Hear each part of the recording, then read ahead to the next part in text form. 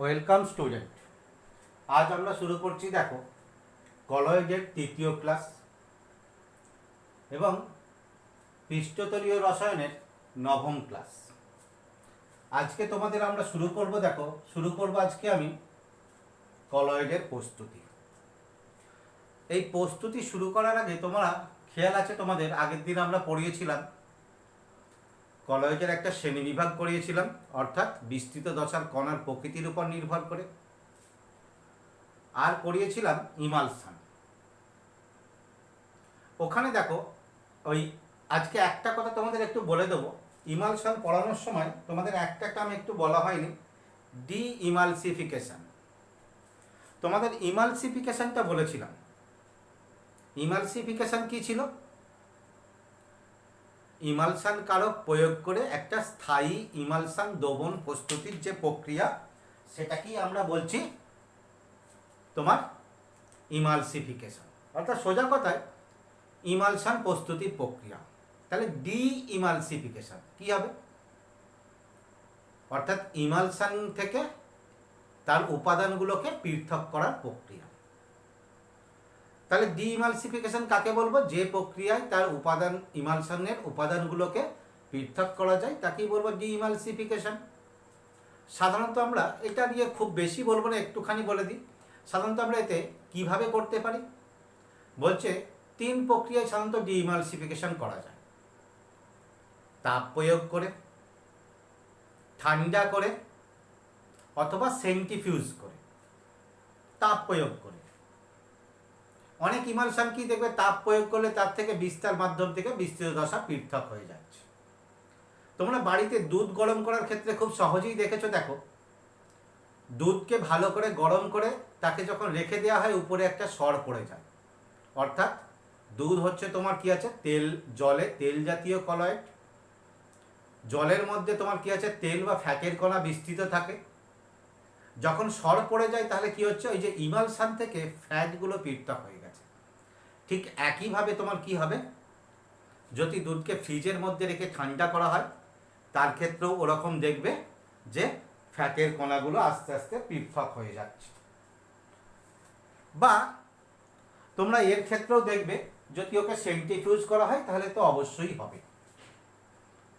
তাহলে এই গেল তোমার ডি ইমালসিফিকেশন। আজকে আমরা শুরু করতে চলেছি দেখো যেটা কলয়েডের প্রস্তুতি। শুরু করেছি দেখো বিয়ের দাগ দিয়ে, দাবক বিকর্ষী কলয়েডের প্রস্তুতি। তাহলে অবশ্যই এর দাগ আছে এবং সেটা কি, দাবক আকর্ষী কলয়েডের প্রস্তুতি। কিন্তু সেটা নিয়ে আমরা বিশেষ আলোচনা করব না। কেন? কারণ দাবক আকর্ষী কলয়েড কোনগুলো? যাদের বিস্তার মাধ্যমের প্রতি আসক্তি আছে।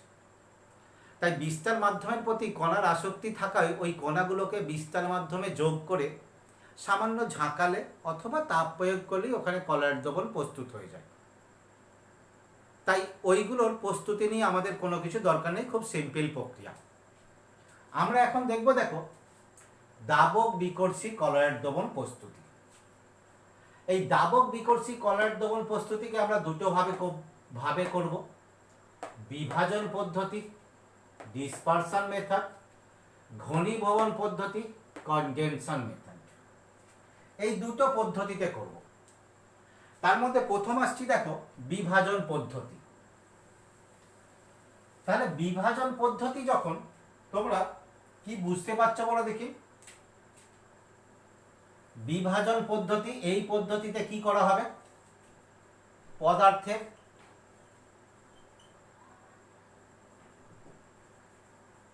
বড় কণাকে বিভাজিত করে কলয়েড কণায়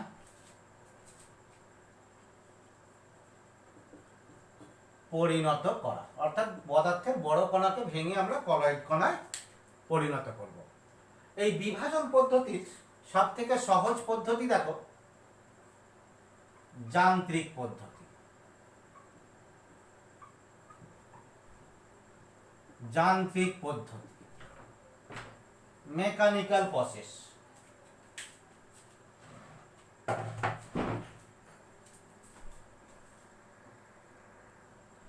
এই যান্ত্রিক পদ্ধতিটা খুবই সোজা পদ্ধতি, কিচ্ছু নাই।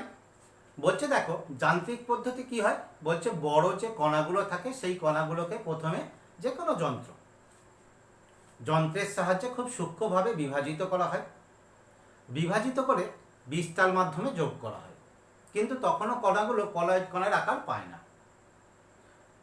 অর্থাৎ তখন যে দ্রবণটা উৎপন্ন হবে কি, প্রলম্বন। এবার ওই যে প্রলম্বন হলো, ওই প্রলম্বনকে কলয়েড মিল বলে একটা যন্ত্র আছে, সেই যন্ত্রের মধ্যে দিয়ে চালনা করলেই ওই দ্রবণটা কলয়েড উৎপন্ন করবে।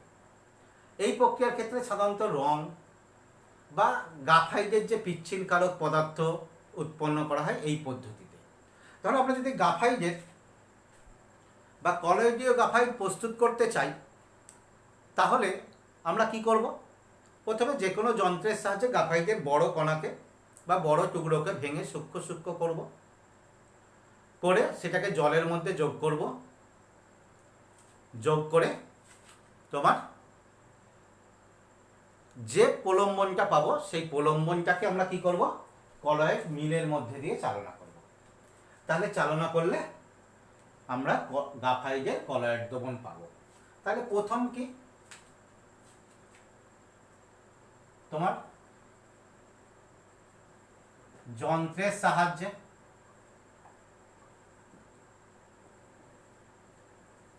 সূক্ষ্ম চূর্ণ করা, তারপরে সেটাকে কি হচ্ছে,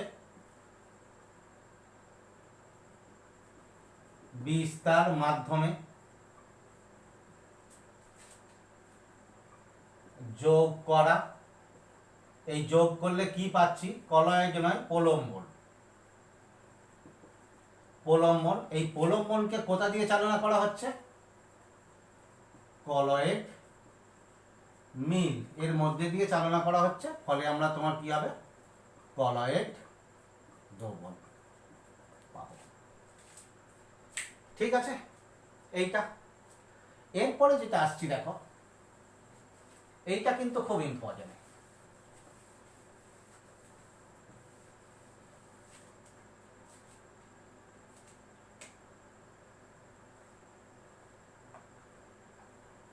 অপলয়ন বা পেপটাইজেশন।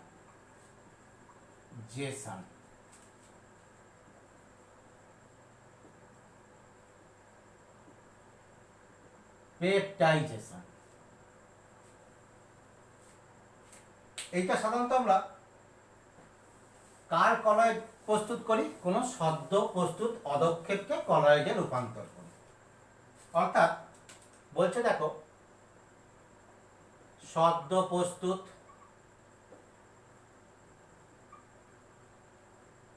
কলয়েডে, এই সদ্য প্রস্তুত কলয়েডে বলছি, সদ্য প্রস্তুত অদক্ষেপ,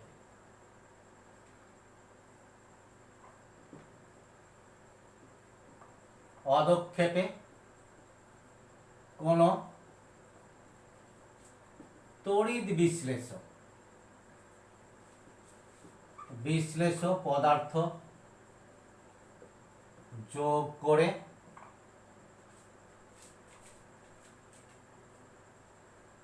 অদক্ষেপকে কলয়েডে, অদক্ষেপকে কলয়েডে পরিণত করা,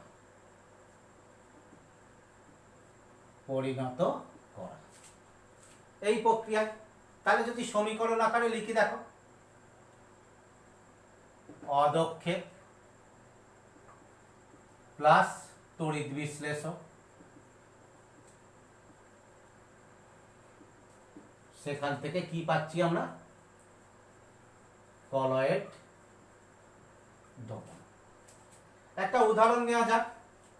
বলছে দেখো, সদ্য প্রস্তুত ফেরিক হাইড্রোক্সাইড অদক্ষেপ,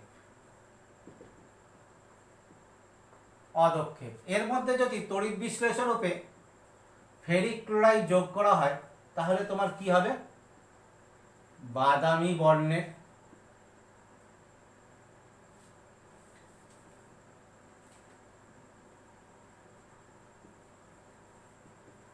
বাদামি বর্ণের ফেরিক হাইড্রক্সাইড সল উৎপন্ন হবে। সদ্য প্রস্তুত ফেরিক হাইড্রক্সাইড পদক্ষেপের মধ্যে যদি ফেরিক ক্লোরাইড যোগ করি তাহলে বাদামি বর্ণের ফেরিক হাইড্রক্সাইড সল উৎপন্ন হবে। এই যে পদার্থটা, এই যে তড়িৎ বিশ্লেষক পদার্থ, যে পদার্থটা যোগ করে এই রকম কলয়েড উৎপন্ন করা হচ্ছে, সেই পদার্থটাকে বলছি আমরা তোমার কি আছে, পেপটাইজিং এজেন্ট। আর যে প্রক্রিয়ায় করা হচ্ছে এই প্রক্রিয়াটাকে বলা হচ্ছে তোমার, এই যে কলয়েড দ্রবণ প্রস্তুতি, এই প্রক্রিয়াটাকে বলা হয় তোমার কি আছে, পেপটাইজেশন। পেপটাইজেশন। আর যে তড়িৎ বিশ্লেষক পদার্থ যোগ করে, অর্থাৎ যে তড়িৎ বিশ্লেষক পদার্থ যোগ করলে পদক্ষেপটা কলয়েডে পরিণত হচ্ছে, সেটাকে বলছি আমরা পেপটাইজিং এজেন্ট। পেপটাইজিং এজেন্ট। তাহলে এখানে ফেরিক ক্লোরাইড পেপটাইজিং এজেন্ট। এখানে দেখো কি হয়, প্রক্রিয়াটা দেখো, বলছে প্রক্রিয়া অর্থাৎ কি ঘটে, কি হয়, ফেরিক ক্লোরাইড একে জলীয় দ্রবণে দিলে, আচ্ছা ঠিক আছে, জলীয় দ্রবণে দিলে কি হয়ে যায়, এ বিয়োজিত হয়ে Fe3+ 3Cl-। এবার আমার আছে কি, একটা সদ্য প্রস্তুত পদক্ষেপ, অর্থাৎ সদ্য প্রস্তুত একটা বাদামি বর্ণের পদক্ষেপ আছে।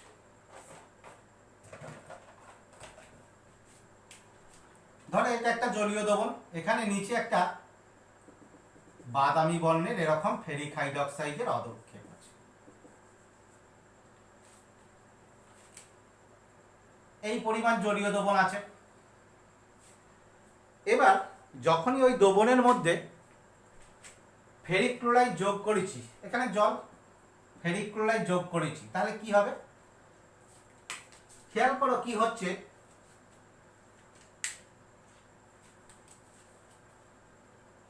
এই যে অদক্ষিপ্ত অর্থাৎ FeOH3 ফেরিক হাইড্রক্সাইড, অর্থাৎ এখানে যে FeOH3 ফেরিক অক্সাইড কণাগুলো আছে, সেটা দ্রবণের এই যে Fe3+ আয়নকে অধিশোষণ করবে। অধিশোষিত করে তাহলে কি উৎপন্ন হবে, FeOH3 Fe3+। দেখো একটা আধানযুক্ত কণায় পরিণত হয়েছে। ছিল পশম ফেরিক হাইড্রক্সাইড, এর Fe3+ কে অধিশোষণ করেছে, অধিশোষণ করে একটা আধানযুক্ত কণায় পরিণত হয়েছে।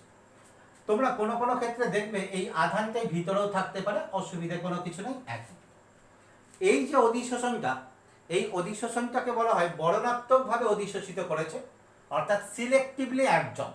কেন, কারণ এখানে দেখো দুই প্রকারের আয়ন ছিল, এই এক প্রকারের আয়নকে সিলেক্ট করে অধিশোষিত করেছে। তাহলে যেই এখানে অধিশোষিত করলো, করে এরকম ধনাত্মক আয়নে পরিণত হলো 3+ আয়ন, তাহলে এটাকে একটা বলি ধনাত্মক আয়ন। এখানেও দেখো এরকম তোমার কি হবে, এরকম ধনাত্মক আয়ন সৃষ্টি হবে। এই ধনাত্মক আয়ন সৃষ্টি হলে, অসংখ্য যখন ধনাত্মক আয়ন সৃষ্টি হবে, এরা কি করবে, পরস্পরকে বিকর্ষণ করবে। এই বিকর্ষণ করার ফলে এই যে নিচে যে পদক্ষেপ পড়েছিল, সেই পদক্ষেপটা তখন কি হবে, এই নিচ থেকে অর্থাৎ পদক্ষেপের পৃষ্ঠতলে যে কণাগুলো ছিল, সেই কণাগুলো তোমার কি হবে, এইরকম ধনাত্মক আয়নে পরিণত হবে। এবং ধনাত্মক আয়ন পরস্পরকে বিকর্ষণ করার জন্য এই পৃষ্ঠতল থেকে, কার পৃষ্ঠতল থেকে, অদক্ষেপের পৃষ্ঠতল, দ্রবণের কিন্তু নয়, অদক্ষেপের পৃষ্ঠতল থেকে এই ধনাত্মক কণাগুলো এরকম দ্রবণে বেরিয়ে আসবে, যাদের আকার কলয়েড কণার আকারের সমান। ফলে এখানে তোমার কি হবে, ফেরিক হাইড্রক্সাইড সল অর্থাৎ কলয়েড উৎপন্ন হবে।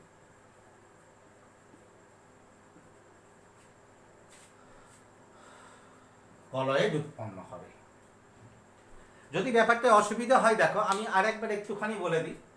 পদক্ষেপ ছিল, পৃষ্ঠতলের কণাগুলো Fe3+ অধিশোষিত করে ধনাত্মক হয়েছে, ধনাত্মক কণাগুলো পৃষ্ঠতলের অর্থাৎ অধক্ষেপের পৃষ্ঠতলের ধনাত্মক কণাগুলো পরস্পরকে বিকর্ষণ করে দোবনে চলে এসছে। দোবনে এসে কলয়েড কণা অর্থাৎ ওদের আকারটা কলয়েড কণার আকারের সঙ্গে সমান, ফলে ওরা একটা কলয়েড দোবন সৃষ্টি করেছে। ফেরিক হাইড্রক্সাইডের বর্ণ বাদামি, ফলে এখানে আমরা যে সলটা পাবো বাদামি বর্ণের সল। এখানে একটা জিনিস খেয়াল করো, এই দুটোর মধ্যে দেখো ফেরিক হাইড্রক্সাইড Fe3+ আয়নকে অধিশোষিত করেছে, অর্থাৎ এইটাকে, এই ঘটনাটাকে আমরা বলতে পারি সম আয়ন অধিশোষণ। সম আয়ন অধিশোষণ অর্থাৎ একই আয়নকে অধিশোষিত করেছে। তোমরা এখানে একটা জিনিস মনে রাখবে যে সাধারণত এখানে অধিশোষণটা সম আয়নের ক্ষেত্রে ঘটে, তবে সম আয়ন ছাড়াও তোমার কি হয়, অধিশোষণ ঘটে। যেমন ধরো বলছে সদ্য প্রস্তুত অ্যালুমিনিয়াম হাইড্রোক্সাইড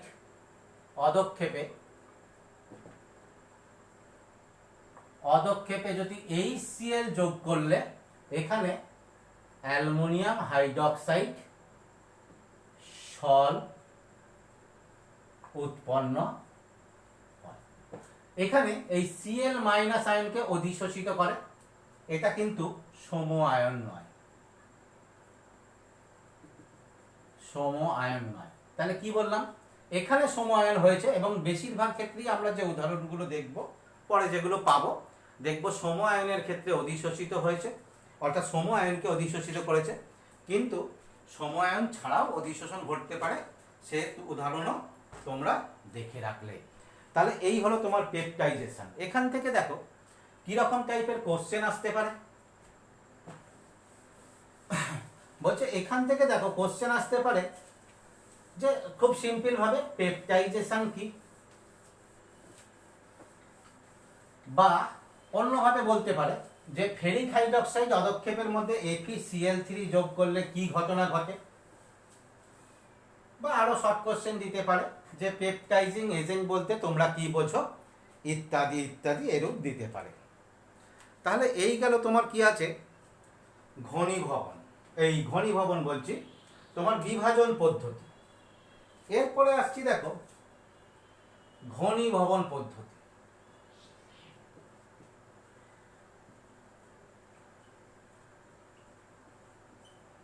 ঘনীভবন পদ্ধতি অর্থাৎ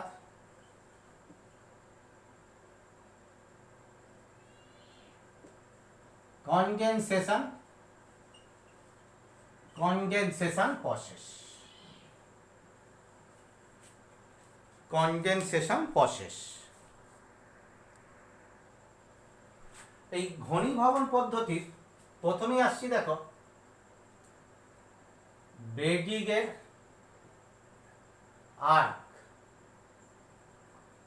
আর্গ পদ্ধতি। ব্রেডিগের আর্গ পদ্ধতি, এই প্রক্রিয়ায় কি হয়, ধাতব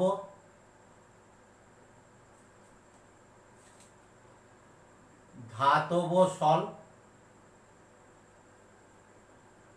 উৎপন্ন হয়। কি করা হয় বলছে দেখো, উচ্চ বিভব প্রয়োগে ধাতব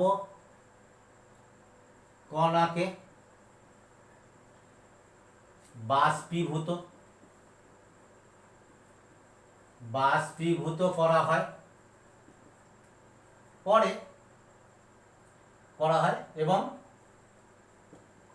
এবং ওই বাষ্পকে, কার বাষ্প, ধাতব বাষ্প, ওই বাষ্পকে ঘনীভূত করে কলয়েড দ্রবণ উৎপন্ন করা হয়। হয়েছে। সাধারণত এই প্রকার কলয়েডগুলো দেখবে, কোন প্রকার কলয়েড, এইগুলো এই যে ঘনীভূত করে করা হয়, এটা সাধারণত দেখবে কোন শ্রেণীর কলয়েড হবে, বহু অণু সমন্বিত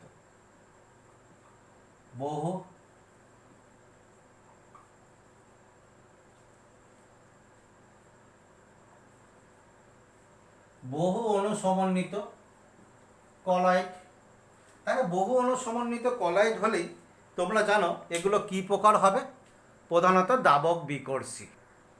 এই প্রক্রিয়ায় কি করা হয় দেখো, বলছে একটা ছোট্ট বিকারে আমি যেরকম কলয়েড দ্রবণ প্রস্তুত করতে চাইছি সেই রকম আকৃতির একটা বিকারের মধ্যে কি হয়, ধরো আমি এখানে প্রস্তুত করছি গোল্ড সল প্রস্তুত করছি, গোল্ড সল প্রস্তুত হয়েছে। তাহলে প্রথমেই বলেছি ধাতব সল উৎপন্ন করা হয়। এখানে গোল্ডের দুটো ধাতব দণ্ডকে নিমজ্জিত করা হয়। দেখো কিভাবে নিমজ্জিত করেছি একটু খেয়াল করবে, দুটো দণ্ড দুটো যেন খুব কাছাকাছি থাকে এরকম ভাবে নিমজ্জিত করেছি। করে এদের মধ্যে তারের সাহায্যে তোমার কি হচ্ছে, আমি ব্যাটারি দিয়ে উচ্চ বিভব উৎসের সঙ্গে যোগ করা হয়, উচ্চ বিভব উৎসের সঙ্গে যোগ করা হয় এবং এখানে তোমার কি হয়, কিছুটা কেওএইচ যোগ করে রাখা হয়। কেন পরে বলছি। এই পর্যন্ত ধরো জল নেওয়া হয়েছে, এবার এই সিস্টেমটাকে কি করা হয়, একটা বড় পাত্রের মধ্যে বসিয়ে রাখা হয়, যার মধ্যে কি আছে, বরফ আছে। অর্থাৎ সোজা কথায় সিস্টেমটাকে ঠান্ডা করতে হয়। ঠান্ডা রাখার জন্য কেন, কারণ আমাকে এখানে তোমার কি করতে হবে, ঘনীভবন করতে হবে। কাকে, ধাতব বাষ্পকে। তাহলে এই বরফ কি করবে, ধাতব বাষ্পকে ঘনীভূত করবে, আর এই উচ্চ বিভব কি করবে, ধাতব খণ্ড থেকে ধাতুকে বাষ্পে পরিণত করবে। বলছে দেখো এইখানে যখনই আমরা এই উচ্চ বিভব প্রয়োগ করব, এই দুটো তড়িৎদ্বার খুব কাছাকাছি থাকার জন্য এখানে একটা স্ফুলিঙ্গ সৃষ্টি হবে, এরকম স্ফুলিঙ্গ সৃষ্টি হবে, স্পার্কিং সৃষ্টি হবে।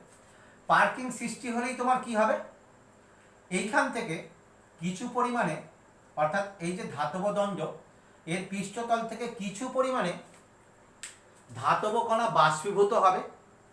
যেই বাষ্পীভূত হলো সে কোথায় এলো, ঠান্ডা জলের সংস্পর্শে। তখনই ওই বাষ্পীভূত ধাতব কণাগুলো কি হবে, পরস্পরের সঙ্গে যুক্ত হয়ে গিয়ে ঘনীভূত হয়ে এরকম কলয়েড কণা সৃষ্টি করবে, যেটা তোমাদের আগেই বলেছি বহু অণু সমন্বিত কলয়েড, এবং কলয়েড কণা সৃষ্টি করে গোল্ডের বা গোল্ড সল উৎপন্ন করবে। এখানে মাধ্যমে কিছুটা কেওএইচ যোগ করা থাকে। এই কেওএইচ কি করে, এই সলের স্থায়িত্ব প্রদান করে, স্থলের স্থায়িত্ব।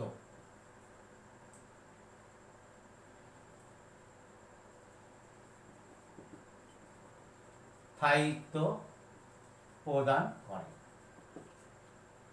অর্থাৎ এর আগে যেমন দেখো তোমরা দেখেছিলে ইমালশনের স্থায়িত্ব প্রদান করার জন্য তোমার ইমালশন কারক থাকে, তেমনি দেখবে আমরা আস্তে আস্তে যখন আগাবো দেখবে কলয়েডেরও স্থায়িত্ব প্রদানের জন্য কিছু তড়িৎ বিশ্লেষ্য পদার্থের প্রয়োজন হয়।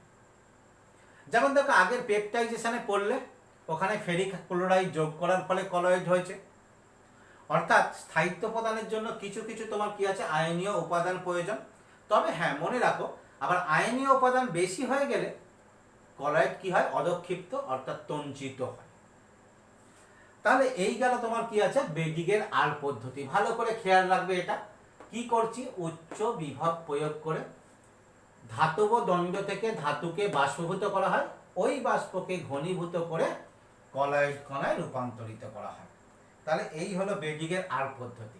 আচ্ছা এখানে দেখো তোমাদের একটা কথা বলে দিই, ভালো করে খেয়াল করো তো।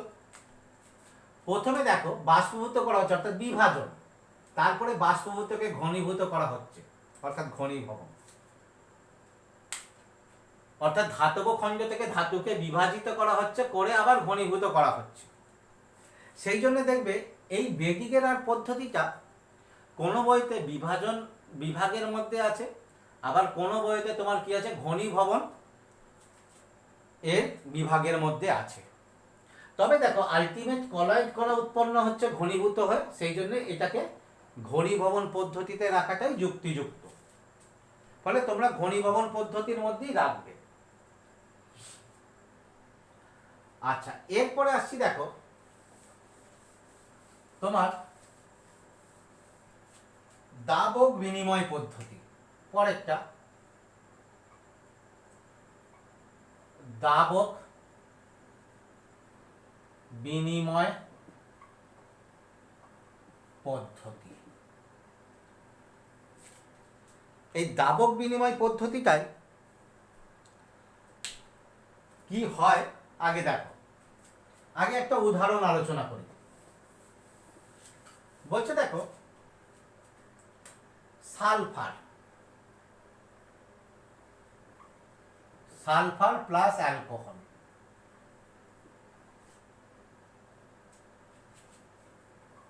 তাহলে সালফারকে অ্যালকোহলে যোগ করলে কি হবে? ক্রিস্টালাইট দ্রবণ, অর্থাৎ তোমার কি আছে? প্রকৃত দ্রবণ। তাহলে প্রথমে আমরা প্রকৃত দ্রবণ প্রস্তুত করলাম। এরপরে দেখো কি করা হয়, এই যে প্রকৃত দ্রবণ যেটা উৎপন্ন করা হলো সেটাকে অপর একটা দাবকে, তাহলে প্রথম অ্যালকোহল দাবকে যোগ করেছি, পরে অপর একটা দাবকে জলে যোগ করা হয়, জলে যোগ করা হয়, ফলে কলয়েড দ্রবণ, অর্থাৎ আরো বলতে পারি, হ্যাঁ ঠিক আছে, সালফারের কলয়েড। খুব সহজ প্রক্রিয়া, সহজেই কলয়েড প্রস্তুত করা যায়। তাহলে কি করা হলো দেখো, আমি প্রথম বলি সালফারকে একদম সরাসরি জলে যোগ করলাম না, কেন? কারণ সালফার জলে দ্রবীভূত হয় না। তাহলে দেখো কোনো একটা বিস্তৃত দশা অপর যেখানে তোমার অদাব্য সেই রূপ জায়গায় যদি কলয়েড প্রস্তুত করতে চাই, তাহলে প্রথমে কি করব, তাকে সে যাতে সহজে দ্রবীভূত হয়, মানে যেখানে সে দাব্য সেরকম কোনো দাবকে যোগ করে প্রকৃত দ্রবণ প্রস্তুত করা হয়। এবার ওই প্রকৃত দ্রবণকে জলের মধ্যে, এখানে সাধারণত ঠান্ডা জল ব্যবহার করা হয়, জলের মধ্যে যোগ করে দিলেই কি হবে, এই অ্যালকোহল সহ সালফারের কণা ছোট্ট ছোট্ট কণায় বিভাজিত হয়ে গিয়ে তোমার কলয়েড দ্রবণ প্রস্তুত করবে। হয়েছে? এই গেল। এরপরে যেটা আসছি দেখো তোমার রাসায়নিক পদ্ধতি।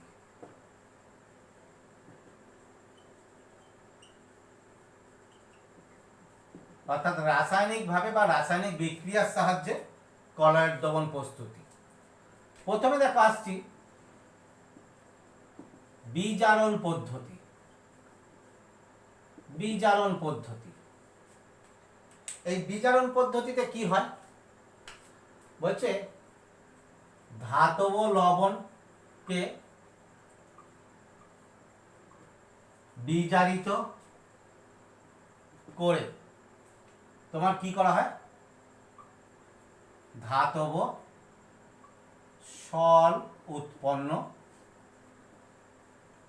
করা হয়।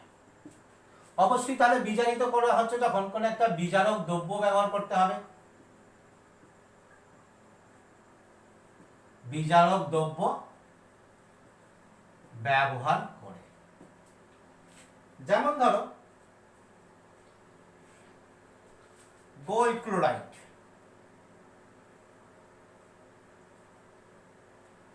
গোল্ড ক্লোরাইডকে ফর্মালডিহাইড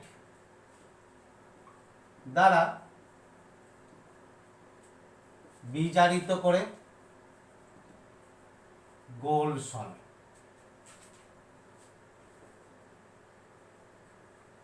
গোল্ড সল উৎপন্ন করা হয়। অর্থাৎ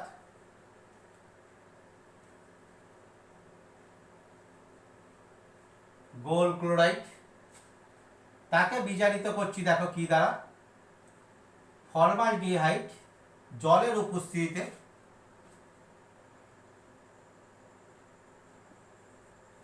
এখানে দেখবে গোল্ডের জারণ অবস্থা 3 আছে, সেই জন্য 3 অণু ফর্মালডিহাইড 3 অণু জল বিক্রিয়া করে, তাহলে এটা কি হবে, গোল্ডটা বিজারিত হয়ে গিয়ে ধাতব গোল্ড, যেটাকে আমরা বলবো তোমার কি আছে, সল। ফর্মালডিহাইড তাহলে জারণ ঘটবে, কি হবে, জারিত হয়ে 3 অণু ফর্মিক অ্যাসিড। আর এখানে দেখো এই যে ক্লোরাইড আছে সেটা হাইড্রোজেনের সঙ্গে যুক্ত হয়ে গিয়ে 3 অণু HCl। বলছে এইখানে দেখো একটা কোশ্চেন কখনো দিতে পারে যে গোল্ড সল কিভাবে প্রস্তুত করা হয় বিজারণ দ্বারা, অথবা এই প্রক্রিয়ায় কি থাকে, কিছুটা পটাশিয়াম কার্বনেট যোগ করা হয়। যোগ করা হয়। এই পটাশিয়াম কার্বনেটটা কেন যোগ করা হয়? বলছে এইখানে যদি যে HCl উৎপন্ন হচ্ছে এটা তড়িৎ বিশ্লেষ্য পদার্থ। তোমাদের এইমাত্র বলেছি তড়িৎ বিশ্লেষ্য পদার্থ সামান্য পরিমাণ উপস্থিত থেকে কলয়েডের স্থায়িত্ব প্রদান করে। যদি অতিরিক্ত থাকে তাহলে কলয়েডের স্থায়িত্ব নষ্ট করবে। ফলে এখানে যে অতিরিক্ত HCl উৎপন্ন হবে সেটা কি করবে? কলয়েডের স্থায়িত্ব নষ্ট করবে। এই অতিরিক্ত HCl কে প্রশমিত করার জন্য এক্ষেত্রে আমরা তোমার পটাশিয়াম কার্বনেট ব্যবহার করে থাকি। এছাড়া দেখো আরো অন্যভাবে তোমার করা হয়। গোল্ড সলভেট অন্য বিজারক দ্বারা করা হতে পারে। বলছে দেখো গোল্ড ক্লোরাইডকে SnCl2 স্ট্যানাস ক্লোরাইড দ্বারা বিজারিত করে গোল্ড সল্ট। Cl3 এর ক্ষেত্রে দেখো কি দিচ্ছি? Stannous chloride.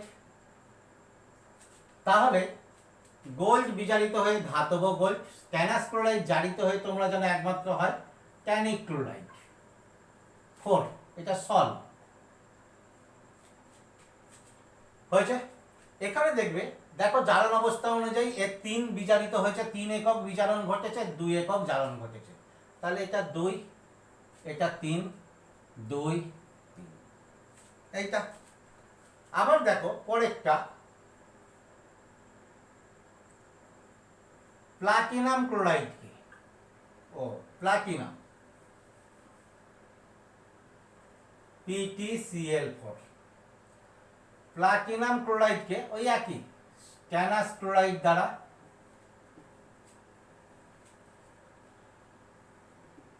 বিজারিত করে প্লাটিনাম সল উৎপন্ন করা হয়। বিক্রিয়াটা দেখো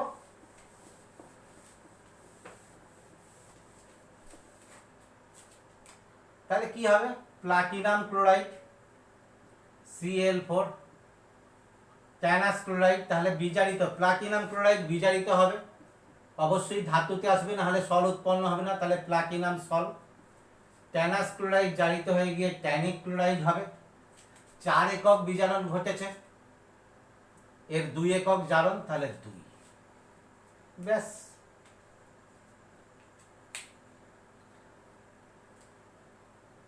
পরেরটা আসছি দেখো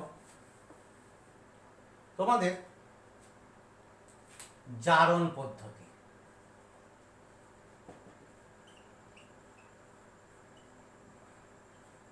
জারণ পদ্ধতি এই পদ্ধতিতে কি করা হয়? জারণ পদ্ধতিতে সাধারণত আগেরটা দেখো ধাতব সল, এই পদ্ধতিতে সাধারণত অধাতব সল, প্রধানত আমরা সালফার সল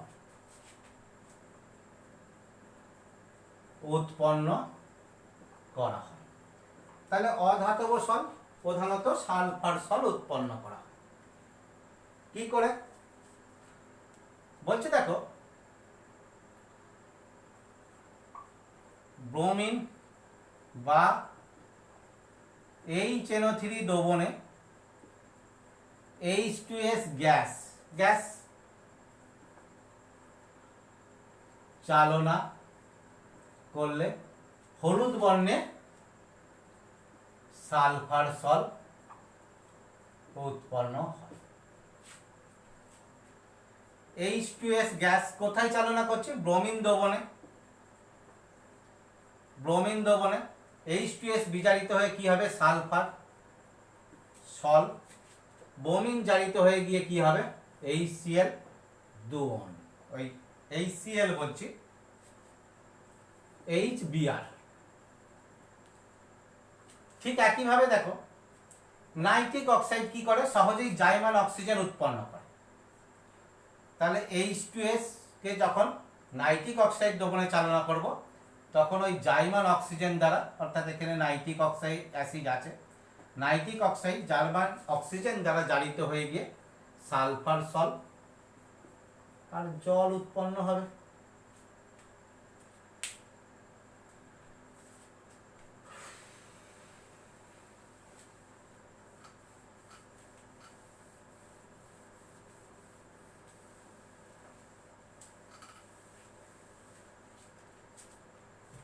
এরপরে যেটা আসছি দেখো,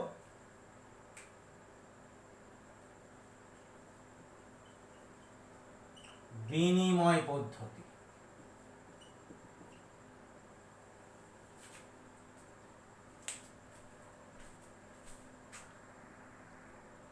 এই বিনিময় পদ্ধতিতে সাধারণত লবণ জাতীয় সল উৎপন্ন হয়, কারণ এখানে দেখো বিনিময় বিক্রিয়া, সেই তোমাদের মনে আছে ডাবল ডিকম রিয়াকশন অর্থাৎ বিনিময় বিক্রিয়া, সেইরূপ বিনিময় বিক্রিয়া ঘটে। বলছে দেখো কি হচ্ছে, AS2O3 আর্সেনাস অক্সাইড, আর্সেনাস অক্সাইড দ্রবণে H2S গ্যাস চালনা করলে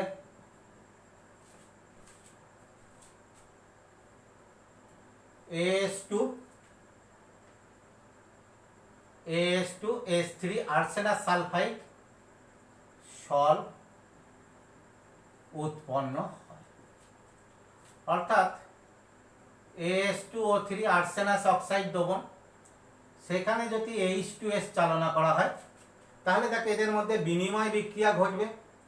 বিনিময় বিক্রিয়া ঘটে AS2 ও AS2S3 সল উৎপন্ন হবে, আর তোমার কি হবে, হাইড্রোজেন আর অক্সিজেন দিয়ে জল উৎপন্ন হবে। এই প্রক্রিয়া যদি অতিরিক্ত H2S থাকে তাহলে স্থায়িত্ব নষ্ট করবে, কারণ জলীয় দ্রবণে বিয়োজিত হয়ে আয়ন উৎপন্ন করবে, ফলে দ্রবণের মধ্যে হাইড্রোজেন গ্যাস চালনা করে এই দ্রবণ থেকে H2S কে অপসারিত করা হয়। তাহলে কি বললাম, যদি অতিরিক্ত H2S দ্রবণের মধ্যে থেকে যায় তাহলে দ্রবণের মধ্যে তোমার কি আছে, হাইড্রোজেন গ্যাস চালনা করে অতিরিক্ত হাইড্রোজেন সালফাইডকে তোমার অপসারিত করা হয়। এরপরে দেখো পরেরটা আসছি, সিলভার নাইট্রেট দ্রবণে KI বা বিপরীতটা হতে পারে, লিখে দিই বা বিপরীত, কারণ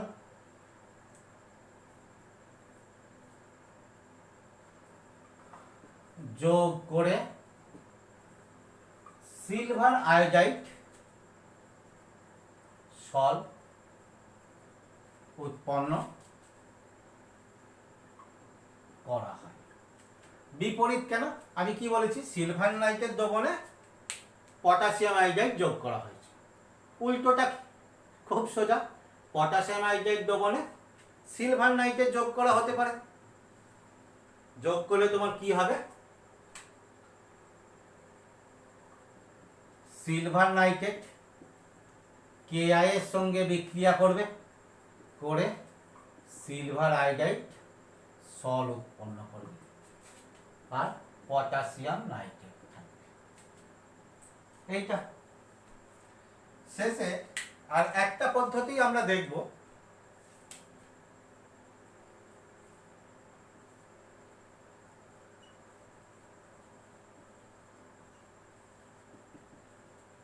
আদ্য বিশ্লেষণ পদ্ধতি।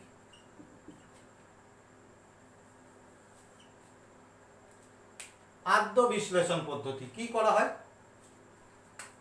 ফেরিক ক্লোরাইডকে আদ্য বিশ্লেষণ, কিছু কিছু লবণ আছে যে লবণগুলোকে সরাসরি জলে অর্থাৎ বিস্তার মাধ্যমে যোগ করে আদ্য বিশ্লেষিত করে দিয়ে তোমার ক্লোরাইড দ্রবণ উৎপন্ন করা হয়। ফেরিক হাইড্রোক্সাইডকে যদি গরম জলে যোগ করা হয়, দেখো তিনটে আছে ক্লোরাইড, তাহলে 3 অণু জল লাগবে, বিক্রিয়া করে তোমার কি হবে, ফেরিক হাইড্রোক্সাইড